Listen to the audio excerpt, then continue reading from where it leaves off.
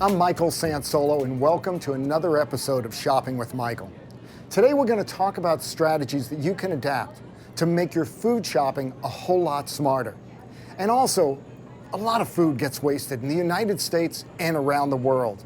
It's estimated that up to 1/3 of all the food that's produced goes unused. We can all do our part to reduce this, and we're going to show you how to get a handle on your own food waste and at the same time get a little more mile from your food dollar. And finally, ever wonder why your favorite supermarket is arranged the way it is? Why is the milk always in the back? We're going to have the answers to all of this and more in just a bit. Rich people know all about quality. They spend lots of money to get it. But you don't have to be rich to get the quality you want in your everyday shopping.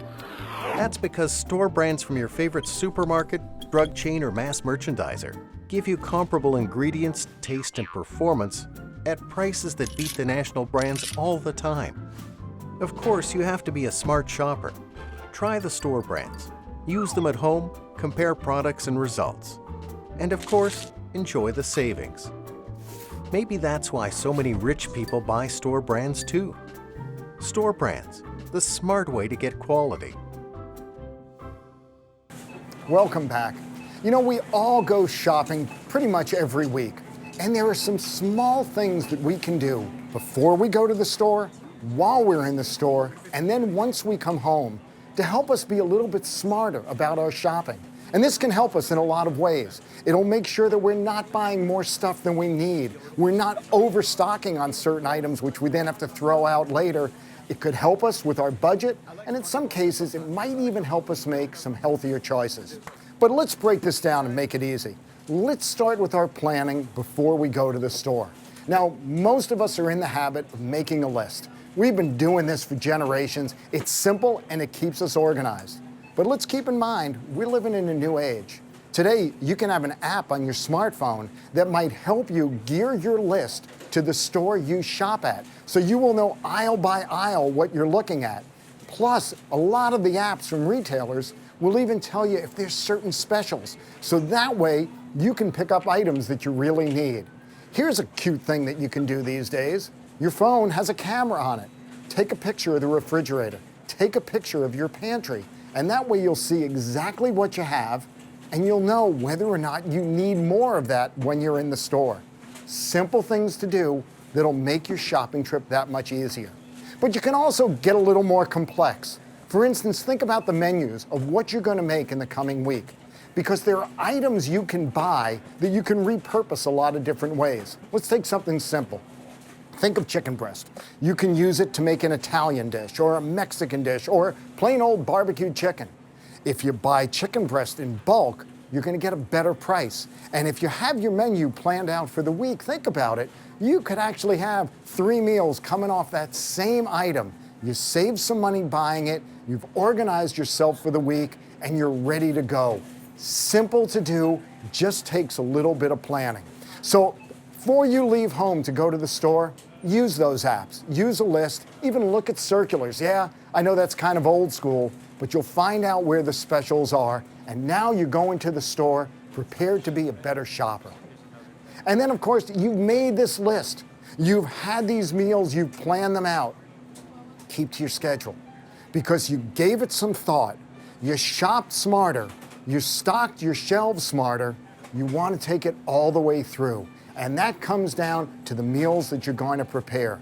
None of this is very hard to do, but taken together, it's a great way for you to shop just a little bit smarter and maybe stretch that food dollar just a little bit further. We'll be right back.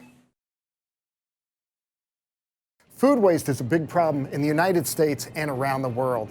The estimate is that the average American family actually throws out about $2,000 a year in food that was never consumed. It works out to about 1/3, and in some cases even more, of our food budget that we toss in the trash without ever touching.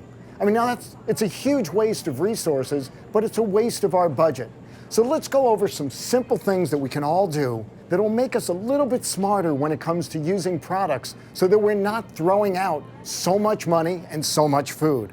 Let's start with the dates that we all see on these products. And there's a lot of stuff on this And it's easy to understand, but we have to look at this stuff properly. We start with this butter that I'm holding, and it has a sell-by date. Now, what we have to keep in mind with the sell-by date is this is largely an instruction to the store. It's telling the store that this product has got to be sold by that date, or they've got to pull it off the shelves. The next date we hit is use by, which we've got on this cereal box. The use by date is a suggestion to you, the shopper. It's telling you that this product really has got to be used by that date. Now, here's something easy you can do at home. When you bring home items, we all see these dates and sometimes they're really hard to read. Take out a marker and just put on the box or the can or whatever it may be, the date of the use by. So when you're looking in the pantry, you see it easily, you know what it is, and you try to make sure this gets used before that date. So here's some of the stuff we have to do. When we're shopping, think about some of those things we discussed in Smarter Shopping, about knowing what you have in your cupboards, knowing what you have in your refrigerator, so you're buying just what you need. If we buy too much, we're throwing it in the trash, and that's not good for anybody. I've got to tell you, I've seen stores where they will put the produce where it shows you produce to use today or to use in the next 2 days or stuff you can use over the next week. So it's easy for us to see how quickly something is going to become ripe and then rotten. Look for these easy instructions. Think about what you're buying. Think about what you have in the house. If you do all this kind of stuff, you reduce your food waste and it gives you smarter shopping. We'll be right back. We all go to the supermarket each week, some of us 2 and 3 times a week, but we probably never really think about how the store is arranged and why products are put where they are. Well, let's pull back the curtain a little and give you a little insight on that. One of the questions a lot of shoppers ask is, why is the milk always last? Why is it all the way to the back of the store? Now, there are a couple reasons for this. Partially, the store knows you want to buy milk. It's a product we buy a lot, and it's put toward the end of the shopping trip to make sure you get to see a lot of the products in the store. However, there's a food safety reason for it too. Milk is one of those products we've got to keep at a proper temperature.